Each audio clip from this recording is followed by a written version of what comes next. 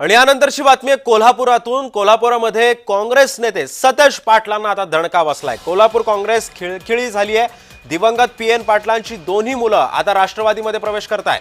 कोल्हापूर काँग्रेसला आता हा जोर का झटका लागल्याचं आता समजतंय।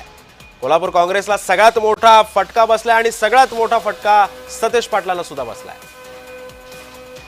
पीएन पाटलांची दोन्ही मुलं आता राष्ट्रवादीमध्ये प्रवेश त्यांनी केलेला आहे। अजितदादांच्या उपस्थितीमध्ये हा पक्ष प्रवेश पार पडलाय।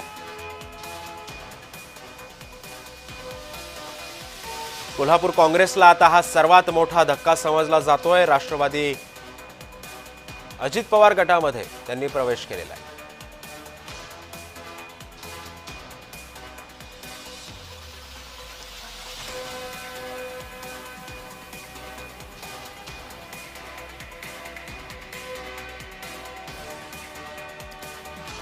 दरम्यान या संदर्भामध्ये अधिक माहिती देतात आमचे प्रतिनिधी अमरसिंह पाटील आपल्या सोबत आहे। अमर, आता या सगळ्या पार्श्वभूमीवरती कोल्हापुरात काँग्रेसला झटका बसलाय।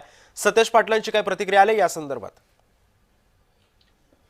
काल सतेज पाटलांची प्रतिक्रिया घेण्याचा प्रयत्न केला असता त्यांनी सांगितलं की मी 2-3 वेळा राहुल पाटलांची भेट घेतलेली आहे, त्यांच्याशी बोलणं झालेलं आहे, परंतु त्यांना आता काय माहित नाही कारण ते पक्ष सोडतात। कारण राहुल पाटलांचे वडील पीएन पाटील हे काँग्रेसचे एकनिष्ठ असे मानले जातात आणि त्यांचा गट काँग्रेसचे एकनिष्ठ होता। कारण पीएन पाटील हे विलासराव देशमुख यांचे खंदे समर्थक आणि गांधी घराण्यावर पहिल्यापासून प्रेम करणारे, त्यांच्या पश्चात निवडणूक लढवताना राहुल पाटलांना काँग्रेसची उमेदवारी दिली होती।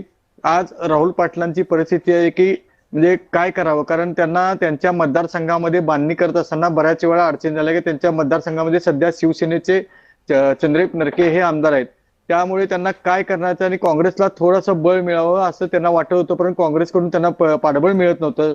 त्यामुळे आज त्यांनी अजित पवारांची भेट घेतली आणि लवकरच ते मोठा मेळावा घेऊन प्रवेश करतील। पण अमरसिंह, जर या सगळ्या पार्श्वभूमीवरती बघितला पण तर सतेज पाटलांना सुद्धा हा मोठा धक्का मानला जातोय। मात्र यांना कधी थांबवण्याचा किंवा त्यांची मनधरणी करण्याचा प्रयत्न सतेज पाटलांनी नाही केला का?